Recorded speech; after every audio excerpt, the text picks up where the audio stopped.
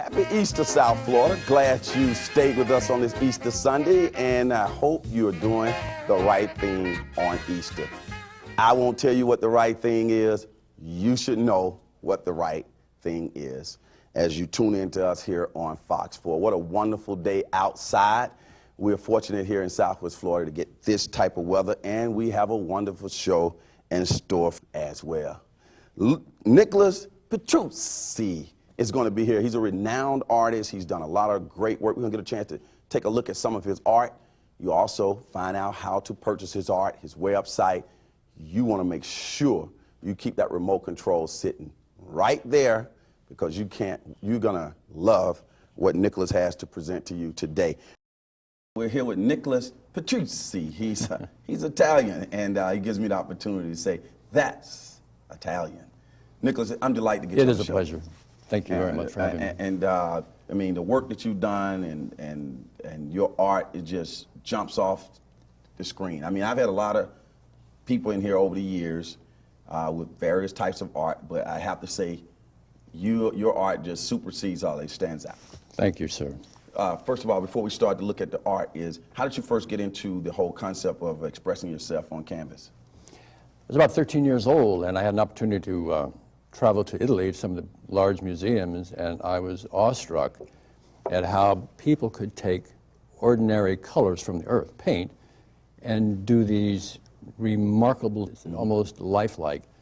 And later, I was reading the book of Dorian Gray, and that story is about a gentleman who had his portrait done, but the artist somehow finds a way to put this man's soul on canvas. So each time Dorian sins, the portrait becomes a little less attractive. I see. He hides it, covers a sheet over it, and as the years pass, he goes up the attic, unfolds it, and he sees this horrendous painting.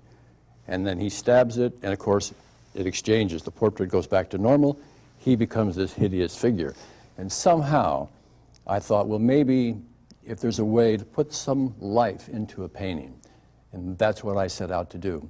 So my work tends to be very realistic, almost classical, somewhat like, if you think about Rembrandt, Caravaggio, even Vermeer with the lighting. We're very much like photographers. Now, you won numerous awards and you've been recognized. What awards are you most proud of and why? Well, I think when we were in New York at the Art Expo, there's an artist named Weiland who does a lot of work for children, where he'll have them paint large whales, for example.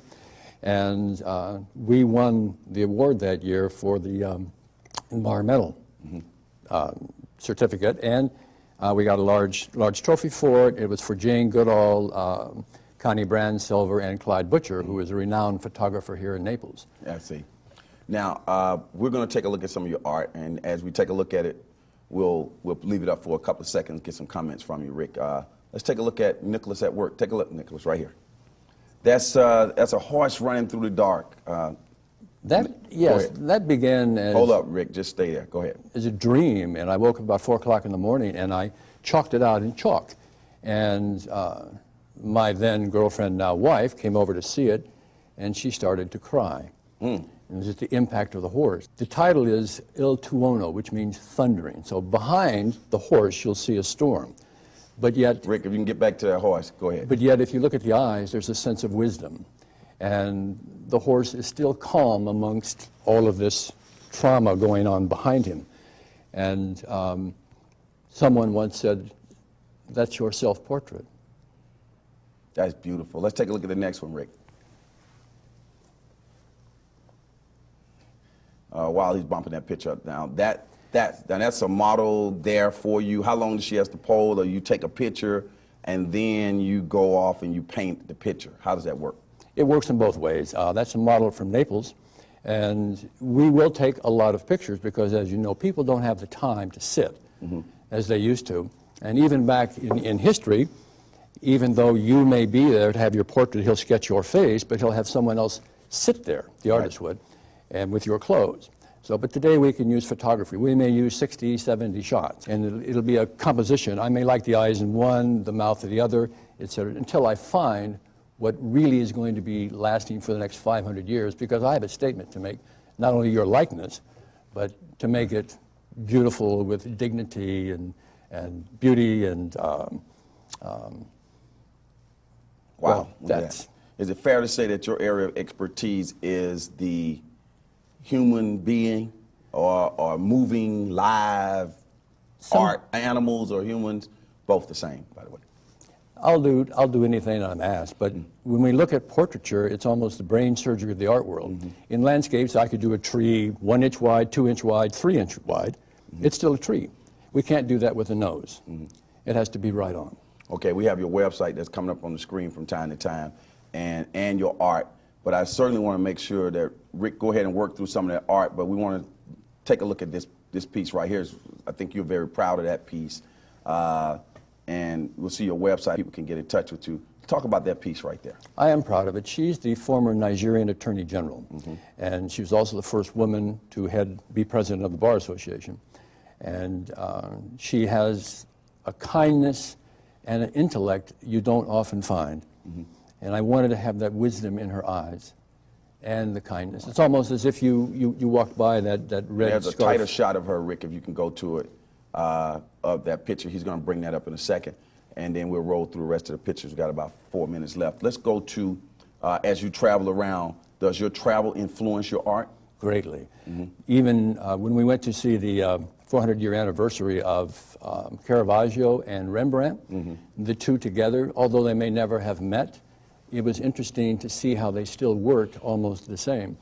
And then traveling to Oxford to go to the Ashmolean Museum, I actually got to see the drawings of the old masters within 1 inch of me. They set them in front. I see. And you know, when you look at a picture in a magazine, it looks absolutely beautiful, and you wonder, how could I possibly even emulate something like that? But yet when you see it for real, you have seniors at university who do just as well. It does make a difference to see it for real. Where do people, when they contract you to do some art, and we're looking through the rest of your art as we talk, where do they usually hang it? They hang it in their house, they hang it at a place of business? How does that work?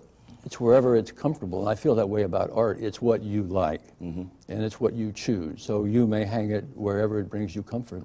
Now, you do large sizes and you do smaller. How does that tell us about that? Because people might want to contact you to do some art for them. It's what everybody feels that brings that particular person home to them. It may be your ancestor, but a sense of communication.